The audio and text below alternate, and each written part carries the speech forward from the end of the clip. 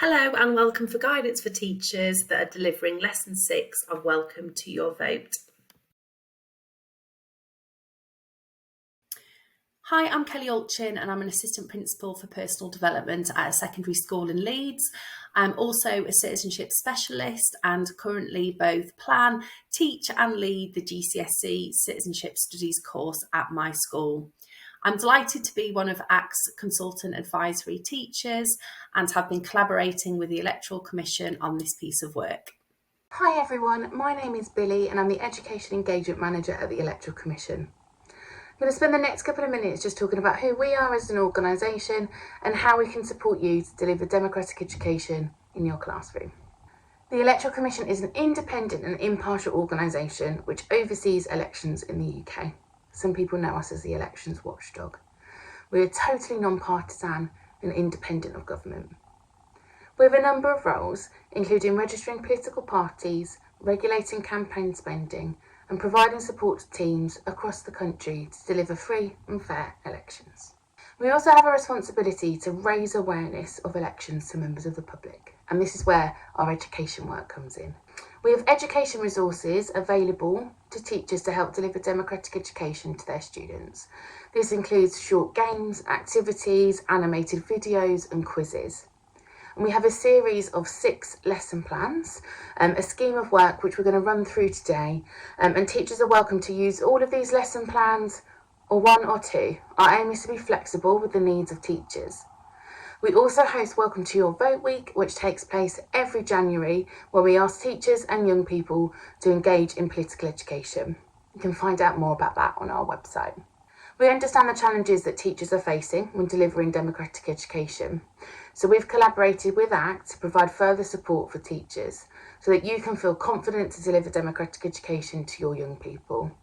You can find out more about our roles and responsibilities on our website. Thank you. The focus of this session is to walk you through and discuss some of the pedagogy and ideas for the final lesson from the scheme of work Welcome to Your Vote. The session objectives for this walkthrough is to talk you through the lesson so that you're familiar with it, to make sure that students understand the key components of the lesson around campaigning and how that links to democracy, to help you think about and consider some of the pedagogical approaches for each component of the lesson, and to ensure that students fully understand what is meant by democracy in action. Please take a minute to pause and read through the tips for remaining impartial in the classroom, and please do remember that ACT has further support and guidance on this if you require it.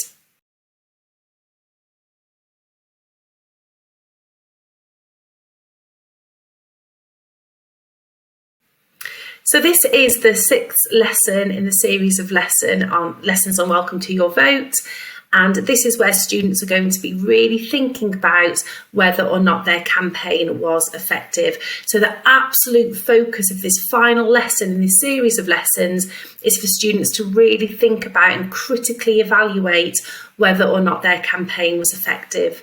Being able to critically evaluate is a real key citizenship skill. So there's lots and lots of benefits from this aspect of the scheme of work. Not only are students considering whether their own campaign was effective, but by doing so, they're actually building those skills of being able to critically evaluate, to think about what went well, what didn't go well, and be really evaluative in their ideas. So what we really want to make sure that students are doing with this is using evidence to measure impact. So it's really getting students to think back to the core reason why they ran the campaign in the first place. And that was ultimately to try and encourage more young people to register to vote. That is the core purpose of what they were doing. So they're going to be trying to use evidence, and you're going to be supporting them to really think about what proof and what evidence they've got to state whether or not their campaign was effective, because they might just go by their emotions and consider how it felt to take part in the lessons and if they enjoyed it, or if they made a poster that looked nice. But what your job is as the teacher is to guide them back to what the evidence is saying. Have they been effective, and how do they know that? So again, it's really reminding students to keep going back and thinking about the whole purpose of these series of lessons, which was to increase voter registration, and particularly amongst young people. So as already mentioned, the learning objectives is very clear about reflecting on the effectiveness of their campaigns. So we start off by a starter activity. Now this is really interesting because this is something that you as the teacher can refer back to later. Students are considering if they've already registered to vote, if they've considered doing that, who plans to register to vote now, and is there anyone that's not planning to register to vote? So you're actually getting students to talk about and discuss and think about these questions. These are really, really key because what they allow you to do is actually get some initial data collection. You know, although that might be done quite informally in the classroom, just as a simple hands up, actually, you know, you're able to then say, well, look around the room. We've actually got students now that are saying that they would register to vote, perhaps they wouldn't have before. So already it's getting you to consider as a class and encouraging you to probe the students in considering, well, actually, just by learning about democracy in the classroom, just by learning about voter registration and taking part in the campaigns themselves, has that actually had an impact on themselves? Has it made themselves more likely to register to vote?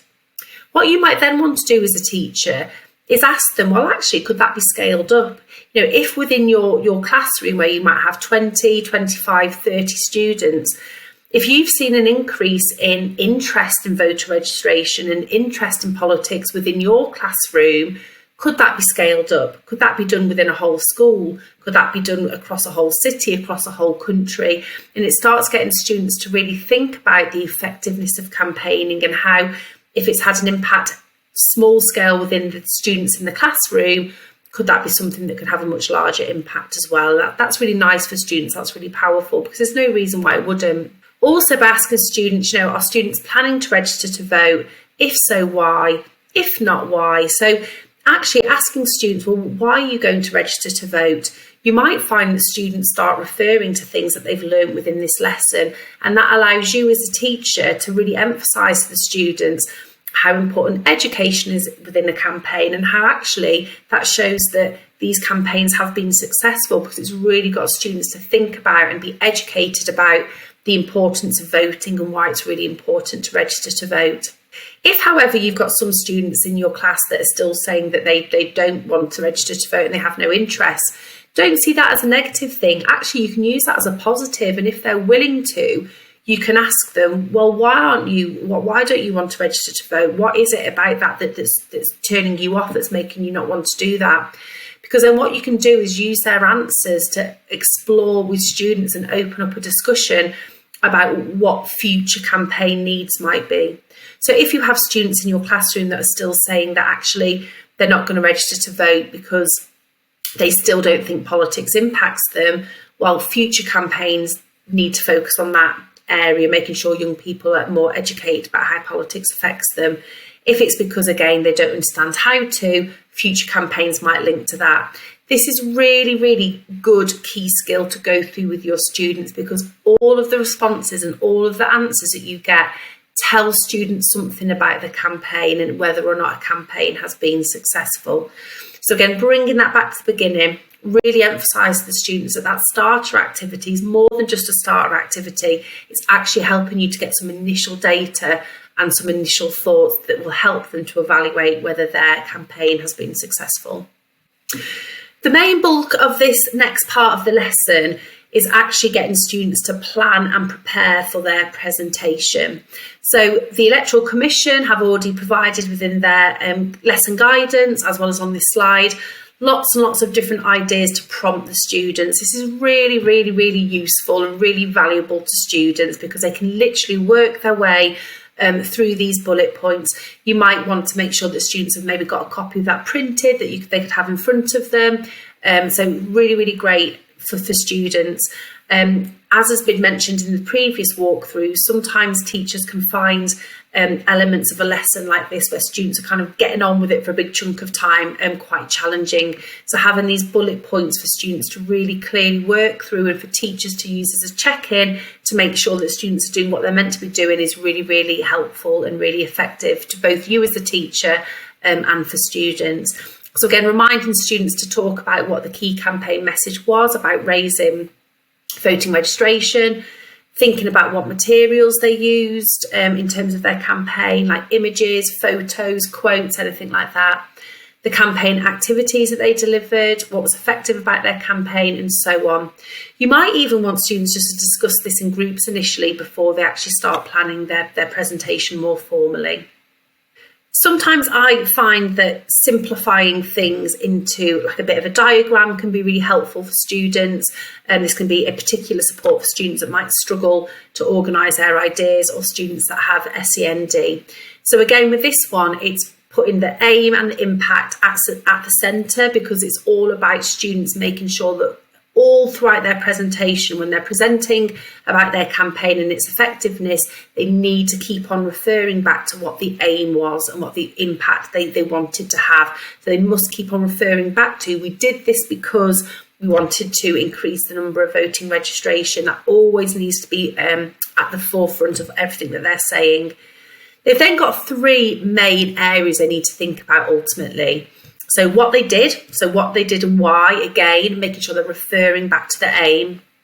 What went well, again, referring back to the aim, and any obstacles that they came across. Make sure that students aren't scared to refer to obstacles. I think sometimes students see obstacles or things that went a little bit wrong in a campaign as a failure, but it's not actually. Effective campaigning means that as citizens, we're constantly needing to go back to the drawing board to think about what's working well and what's not working so well. So then being able to spot obstacles and talk about them is actually a real skill, and it should be celebrated. Encourage students to think about the feedback that they got from people, any evidence they were able to collate, even evidence from within the lesson, data, statistics, resources, any commentary they got. I would also recommend that in their presentations, students think about the impact on others, because that's a key aim to try and increase voter registration, but they can include themselves in that, and actually they can consider the impact on themselves as individuals.